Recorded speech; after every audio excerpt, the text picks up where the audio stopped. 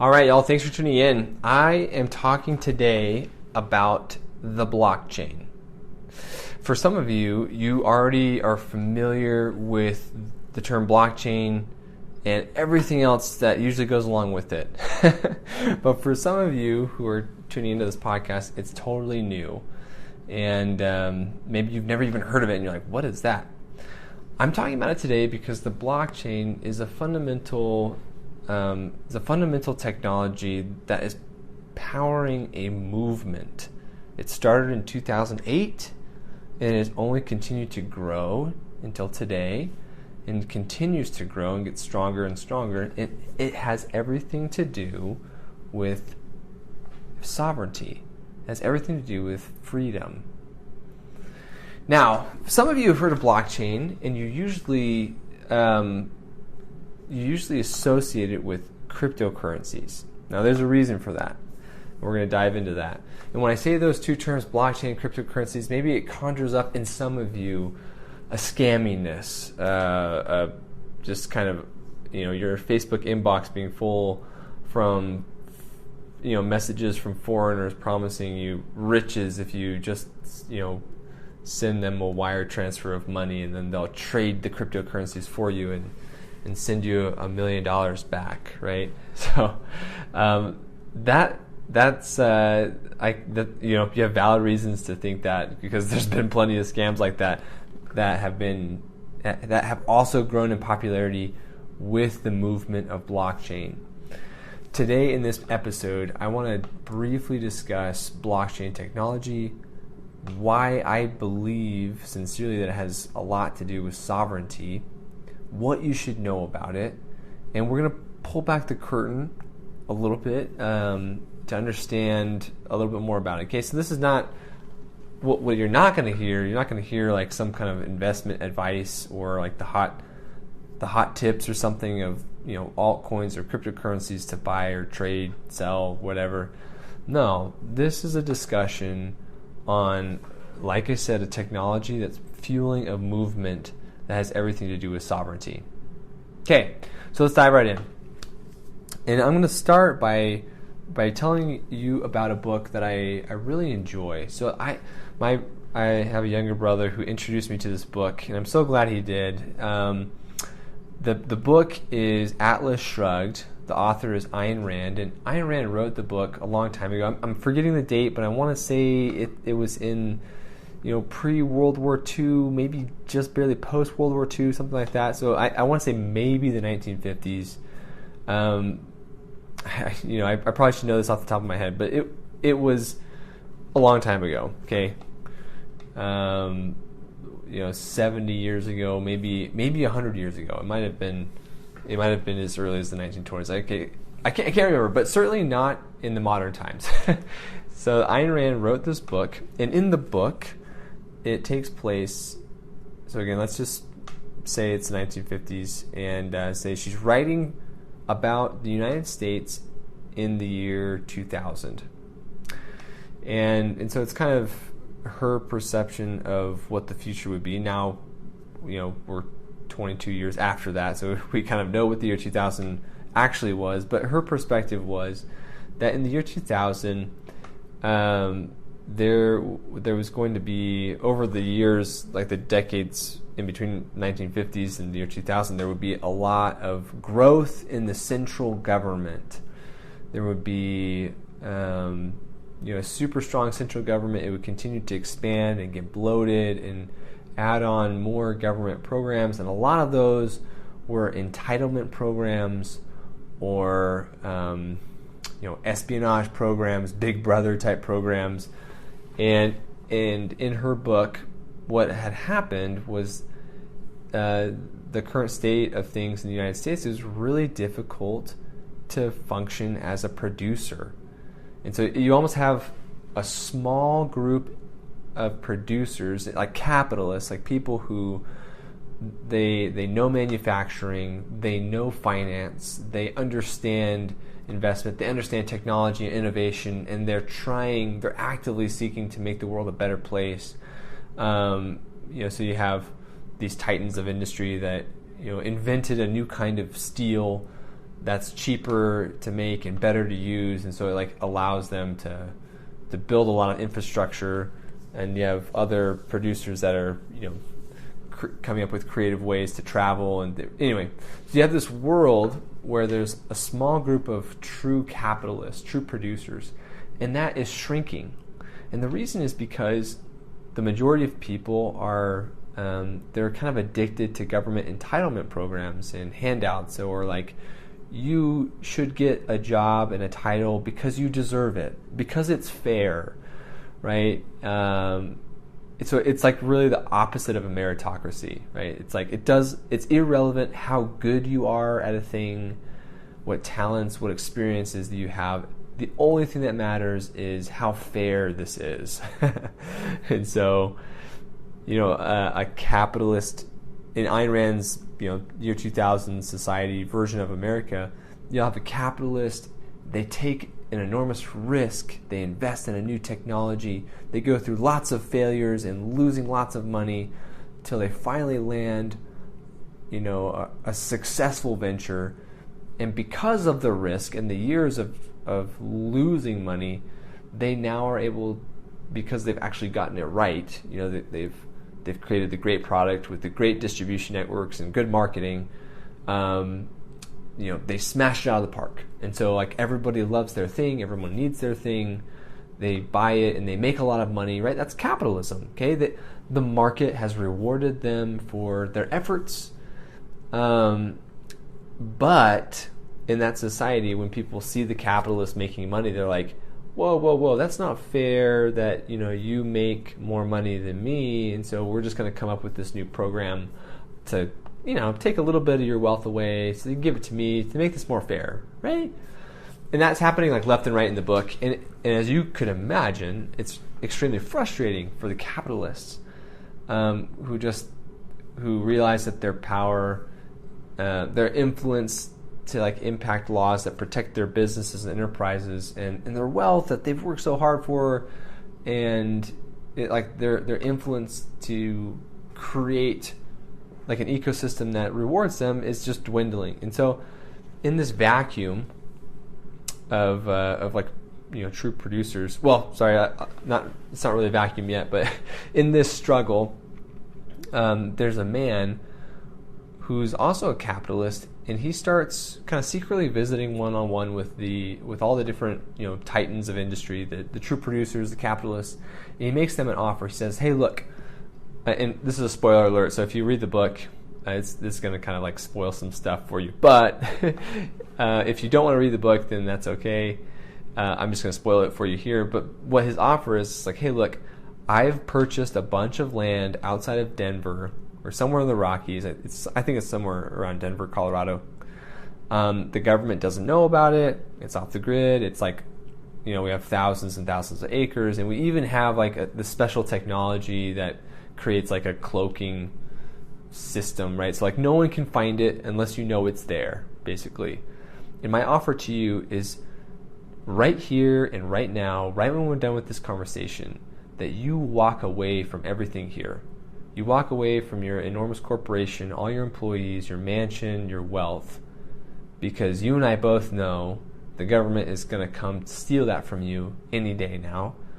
And you walk away from it, like stop propping up the world. Stop, making money just so they can take it away and give it to undeserving people.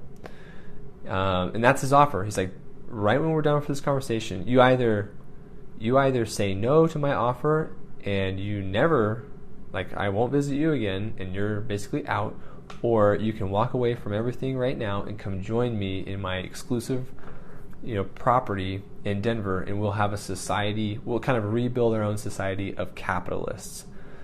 And yes, you're going to be starting over, but you can rest assured you're starting over in a society that rewards your ingenuity, rewards your hard work, rewards your risk. It's a true meritocracy. What do you say? And one by one, all the producers say yes. And so the main character is a lady named Daphne. She's also a CEO of a company, and for whatever reason, she's on the list to be invited, but she's not high on the list. And so all all she knows is that one by one, her friends or associates, the other capitalists that she's aware of and like has a lot of respect for and high regard, one by one they start disappearing without a trace. And so she's like really concerned, and so she starts investigating, but they've done a really good job of kind of not leaving any sort of trail or clues. And so she's investigating, but she keeps bumping against dead ends. And so the book is kind of like her trying to figure out what's happening to everyone. Like why are all the capitalists vanishing? Where are they going? And so that's kind of the story. And so I highly recommend it. I'm not quite done. I'll tell you more of the punchline in a minute, but I'll just say like the story itself is actually quite long. The audiobook I think is like 30 hours or something, and so it's really long. And they do have an abridged version. I recommend the unabridged version just so you get all the nitty gritty details and the world that Ayn Rand has created, her version of the United States, right? Because I think it's really insightful. The reason I was able to knock it out in a short amount of time, because I read the book in like 3 days, but I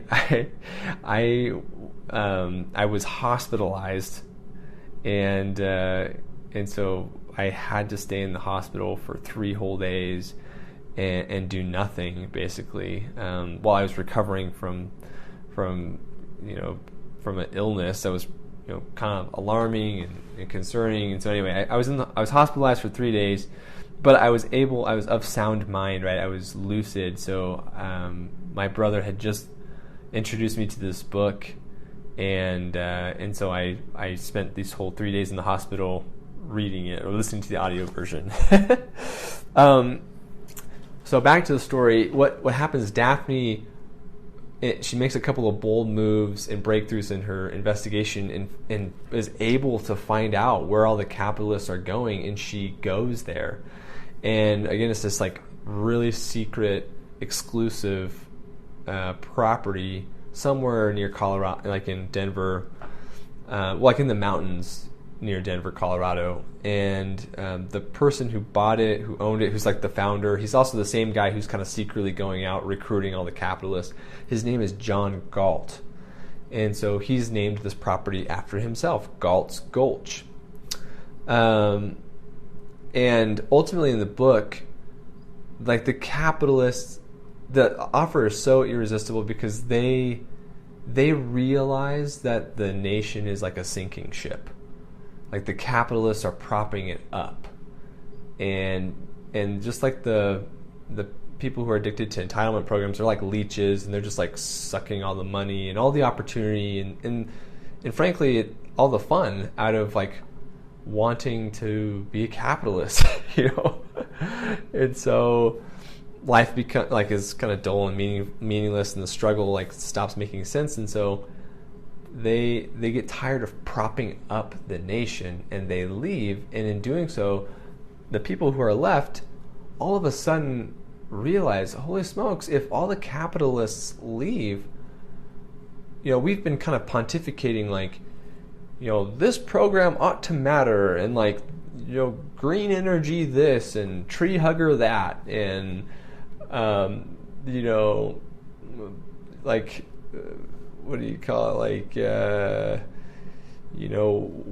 woke culture this and whatever, right? It's just like unreasonable thing that. It's just like really crazy ideas that while the capitalists are there propping them up, they're able to kind of like get it passed into laws and get their ideas like infiltrated throughout the school systems and all this kind of stuff. And so, but once the capitalists leave, it really exposes the fallacy that like the entitlement programs, the crazy ideas that just like everyone is equal and deserves equal everything.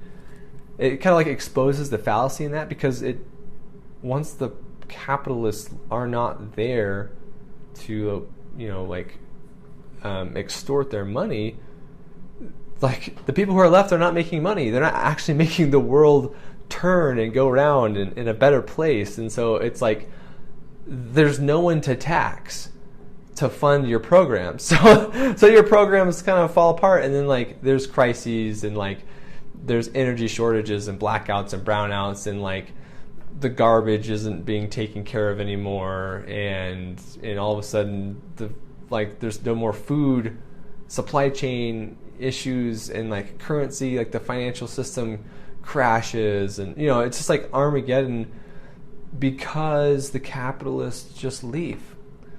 And so the reason the book is called Atlas Shrugged is because it's based on the mythological character, Greek mythology, Atlas, right? It's the person who is the god who is cursed to hold the world, bear the weight of the world on his shoulders. And so you might have seen statues of him, right? It's just like this chiseled, buff guy with the globe on his back, right? And there's like this picture that we all think of when we think of Atlas. If you haven't heard of Atlas, then Google Atlas, and you'll see images of a guy holding the world. Okay, so the book Atlas Shrugged is like the god Atlas just being tired of propping up the world, and so he just shrugs. He's like, no, I'm done with this. And he just like sets the world down and walks away. And that's like what's happening in the book, is the capitalists who have been propping up this society one by one say, this doesn't make any sense. And the only reason I was staying is because I'm trying to fight for my freedom. But then here comes this guy that says there's a secret, basically society or like a sub country that I can run away to and be free there too, amongst people who believe the way I believe. And so I'm just gonna jump ship. So all the capitalists, like Atlas, they shrug. They stop holding up the world. And so why I'm talking about this, I'm going to bring this full circle to what we opened with when we talk about the blockchain, is because Ayn Rand, I thought, is very insightful, even for the 1950s when she writes this book. She can foresee that if the trends she saw back then, even still with like the government growing and maybe state government shrinking and a centralized national government growing, she saw problems in that. And so she just projected 50 years into the future and is writing this book on what would it be like if these trends continued. But remember, this is I think she's really insightful in that like capitalists are going to leave at some point.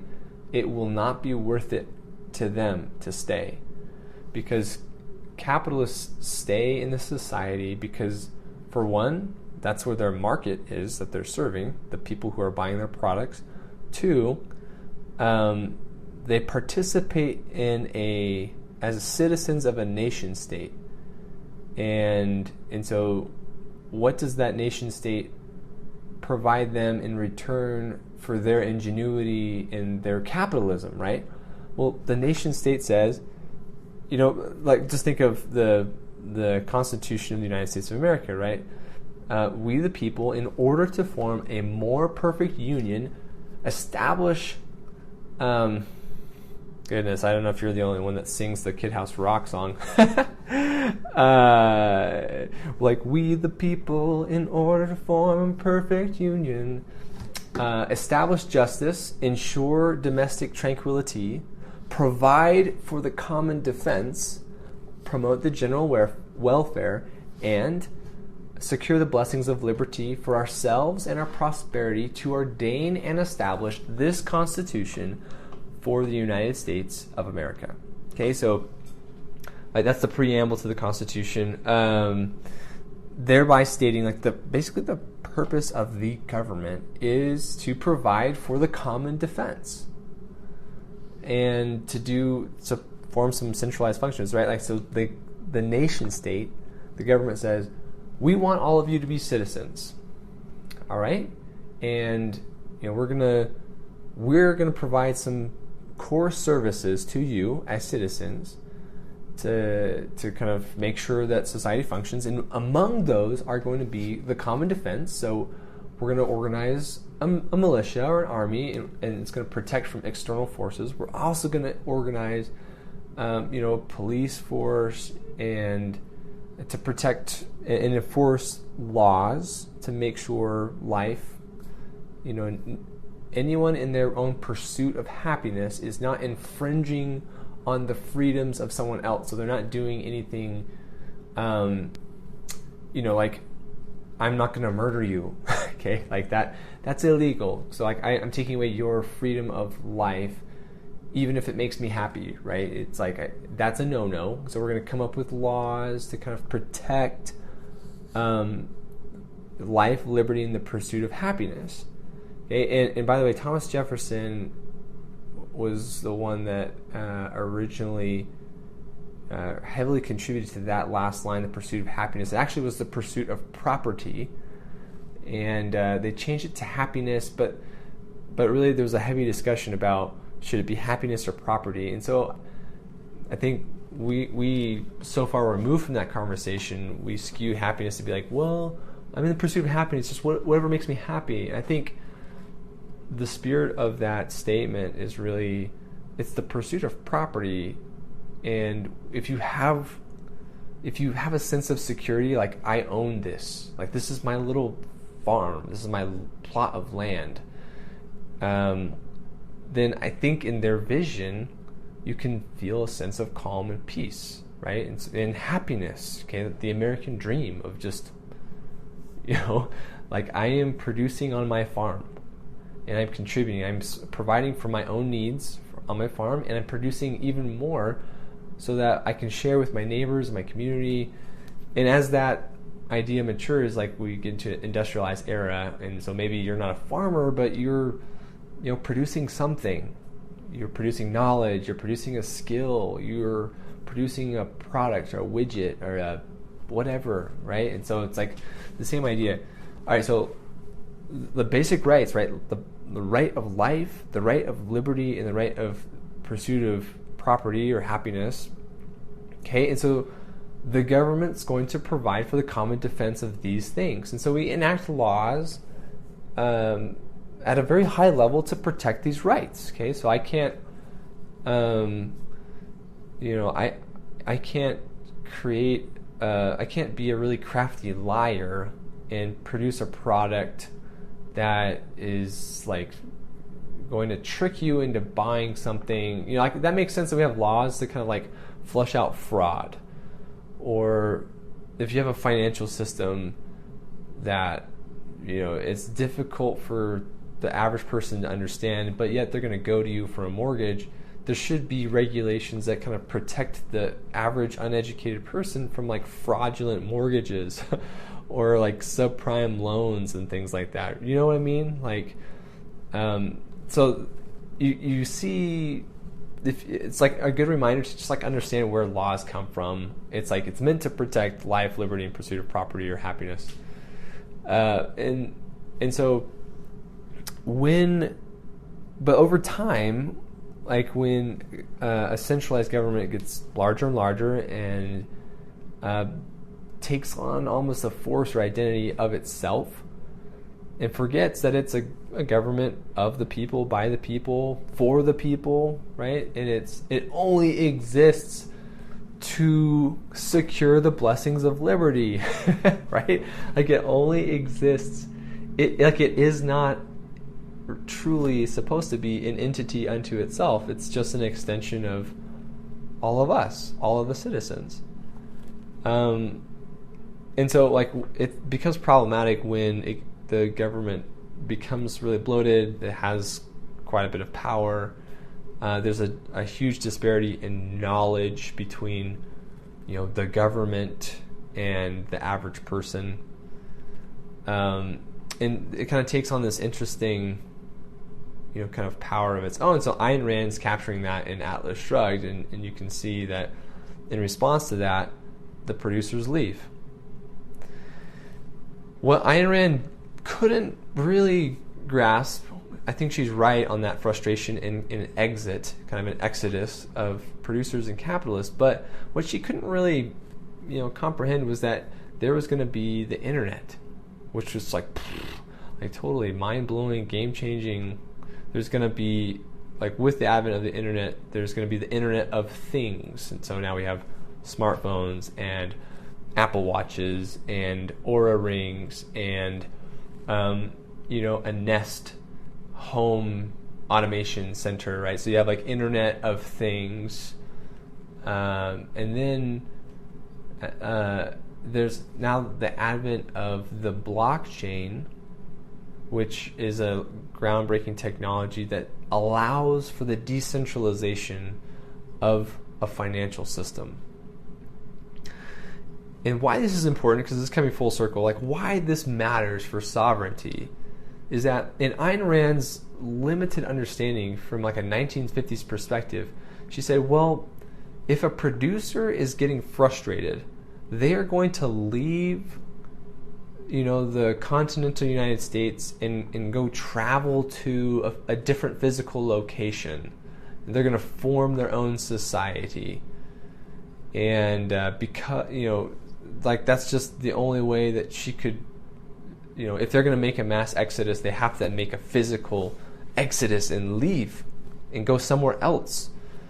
And in the book, in doing so, she recognized like, well, if you're doing that, then the currency, like the US dollar, is going to be irrelevant in your new society, so you need a new currency. And so they do. They go back to a hard form of currency, gold. And that's it. Like, in fact, the main character Daphne, when she finally infiltrates and shows up in their new society, she wants to have a meal. It's just she goes to a restaurant and they say, yeah, it's going to be $10 or something. And so she's like, great. And she pulls out a $10 bill and they're like, that's no good here. She's like, what? And she's like, yeah, in our society we've gone back to like the gold standard. So like, we have gold coins. And so Daphne has to perform some kind of form of labor and like raise enough money to pay off her hamburger. I can't remember exactly what it is, but you get the idea. So like Ayn Rand's like, all right, the producers are going to leave and go to another physical location, but in our modern society, it's not necessarily what they'll do, or what.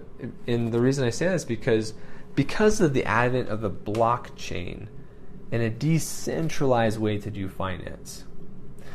People, in a time, like in a new way that's simpler and easier and more intuitive than ever before, you can change your dollars, your US dollars, which are regulated and tracked and taxed, right? You can trade those for a currency that's on the blockchain, like Bitcoin or Ethereum, and because it's a decentralized network, it can't be regulated. Now, the governments around the world know this, and it's been super alarming to them because it's like it represents a huge in the same way that when you read Atlas Shrugged, in the same way that the government was alarmed that the capitalists were leaving and disappearing, they're like, oh no, who are we going to tax now? Where are they going? The modern governments, and not just the U.S. government, but all around the world, like all of them recognize that this represents a huge risk to their income. Like if there's lots of dollars leaving circulation in the U.S. economy and it's going on the blockchain and it's buying up Bitcoin, then there's a massive amount of wealth that they just can't track and are unaware of, and so they view that as a problem. But so why does all this matter? Because Ayn Rand couldn't foresee that Galt's Gulch isn't a physical location. Galt's Gulch is on the blockchain. It's a digital location, and so in your own personal quest for sovereignty or to become a sovereign family, you need to understand what the blockchain is.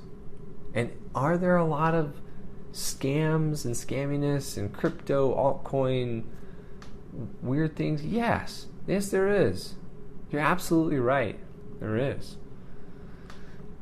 But you have to have the courage to know where to look and find good information and find ways to get comfortable with it and understand it and go deep and truly participate in it in a way that makes sense to you.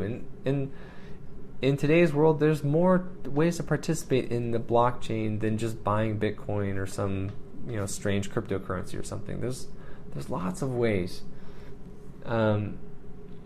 And so if that interests you at all, like, please send me a DM, find a way to contact me. I'm on Facebook and Instagram and LinkedIn. I'd be happy to talk about it. It's really important for me to share this with you because what I don't want is, like, if you go back in Ayn Rand's story, again, I think in some ways she's prophetic, right? Because there comes a turning point, right? Like, one by one, the capitalists leave and go to Galt's Gulch.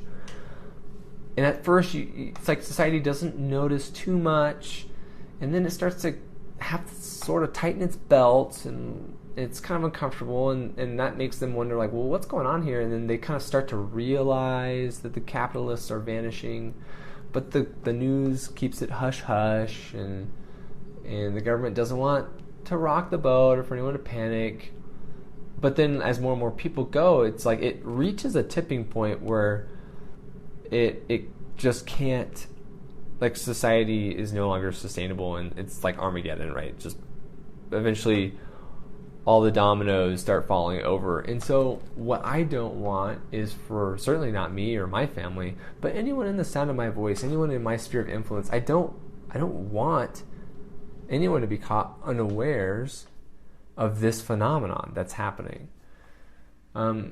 Because capitalists, and I'm aware of it, if you listen to the thought leaders, the big thinkers, the really big influencers that have been around a long time. I'm not just talking about, like, the flashpan influencers, like, on TikTok gaining like 1 million followers in 30 days or something. No, I'm talking about people who have been around for like 30 years and they have millions of followers because those people have like tested their content for decades now and know that they know what they're talking about, and they constantly interview people and they constantly read and they constantly test things, and they have, networks and tools and things that help them see and observe the world in ways that is really difficult for me or the average person to, right? So if you follow those big thinkers, they are all talking about it on all their podcasts. They mention it on their YouTube channels, on their Instagram feeds. They mention it in their books that they're writing, and it's not, they don't mention it in a scammy sort of way, like trying to get you to buy into something or like invest in something or somehow send them more money. No, like all of them, they're seeing a movement. They're seeing how blockchain is changing fundamentally the way business is done and enterprise is done. They're seeing how, they themselves are very wealthy and they know lots of wealthy people, and they see a huge movement of money out of the U.S. economy and into cryptocurrencies or projects tied to the blockchain or related to the blockchain. And it's a movement reminiscent of Ayn Rand's book, Atlas Shrugged. So anyway, I say this to you to say, in the spirit of chasing sovereignty, becoming a sovereign individual and person, if you don't already know what the blockchain is, now is the time to start learning about it. Don't waste any more time. And please send me a message. If I can be of service or help on my own journey to understand the blockchain, I've met people myself that I'd be happy to refer you to or happy to share whatever information I have. And so anyway, tune in, and thanks for tuning in. Thanks for your attention. Hopefully this was a positive return on your attention, and have an awesome day.